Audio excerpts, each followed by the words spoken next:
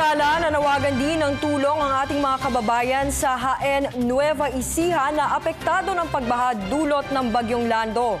Ayon sa ilang mga residente roon, pangunahin nilang pangangailangan ngayon ay malinis na inumin at makakain. Ang munisipalidad ng Jaén ang nagsisilbing catch basin ng tubig mula sa mga matataas na lugar. Hanggang saan ang kaya nating ibigay?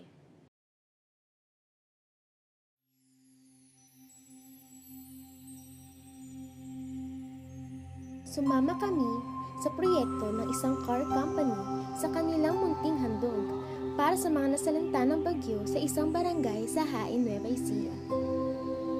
Tay lahat ang gulay walang natira, pati palay na natabunan din ng mga putik. Wala rin inani ang mga taga Nueva Ecija, taga Jaén, ang malala.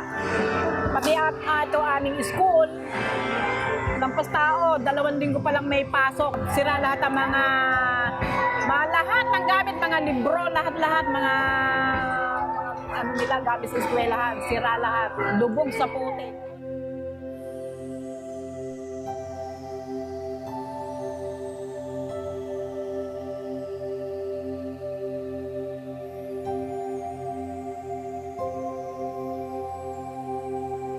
Sinimula ng programa ng isang dasal. Ang biyaya na pinagkaloob niyo po sa amin. Ang mga bata ay taimtim, nananalangin, nagpapasalamat sa naganap nung araw na iyon. Nawa po ang Espiritu Santo ay siyang gumabay po sa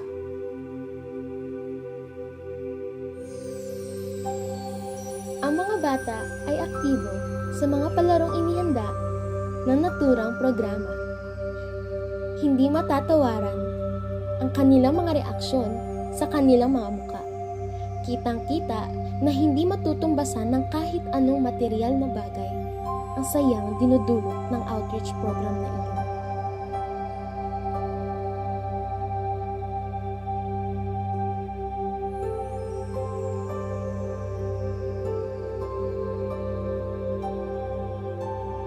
Matapos ang mga palaro, ay binigyan na sila ng mga pagkain. Masayang nagtutulungan ng lahat sa pamimigay ng pagkain sa mga bata.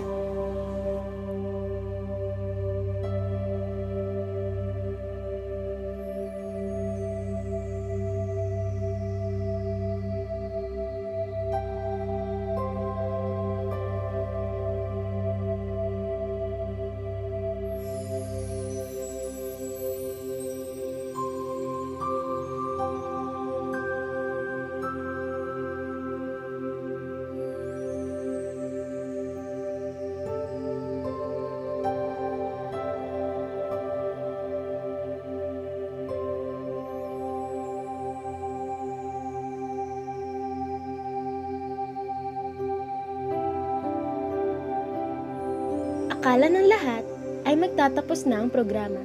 Hindi nila alam na may nag-aantay na sorpresa para sa kanila.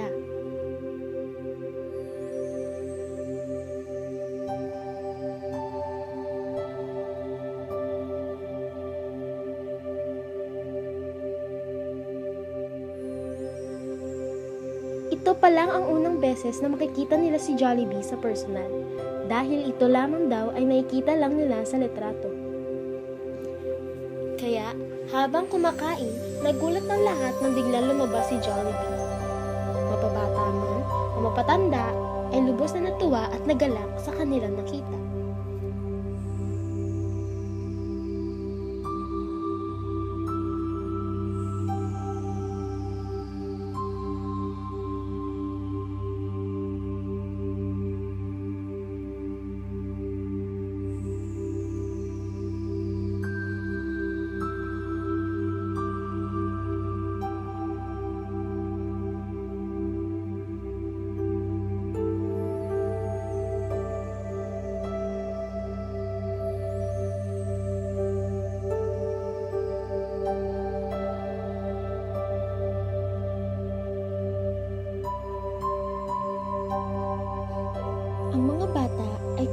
natutok kay Jollibee na para bang panaginip lamang ang lahat para sa kanila. Kaya naghandog si Jollibee ng isang sayaw alay sa kanila.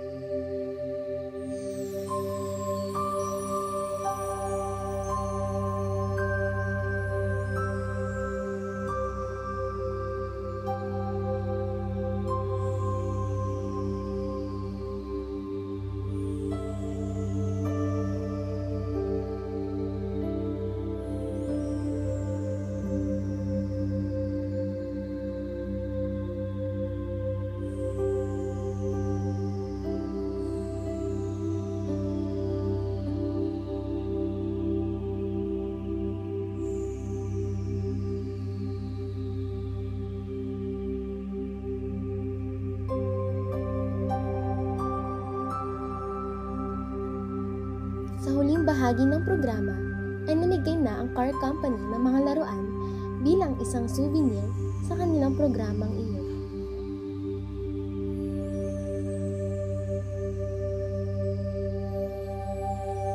Sa ganap na ganap ngayon, bawat sabihan ko ng mga bata na kukumbidahin kayo, may magpapakain sa inyo, nakutuwan-tuwa sila. Tuwan-tuwa, nagpapasalamat at sa kabila ng kalamidad,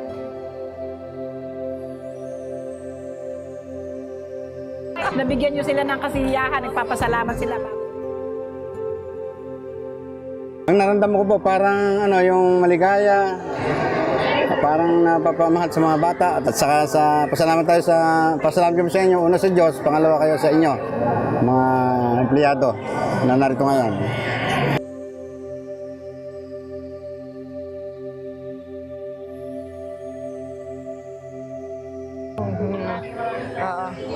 salamat.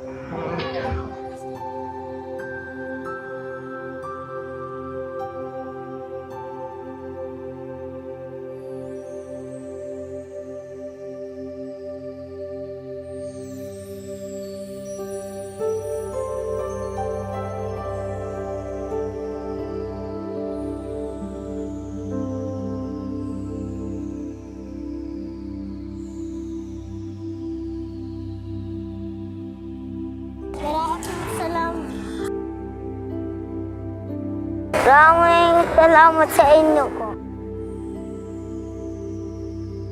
Maliit man ang bagay na naibigay natin sa iba, hindi natin alam ito na pala ang malaking bagay para sa kanila. Ikaw, hanggang saan ang kaya mong ibigay?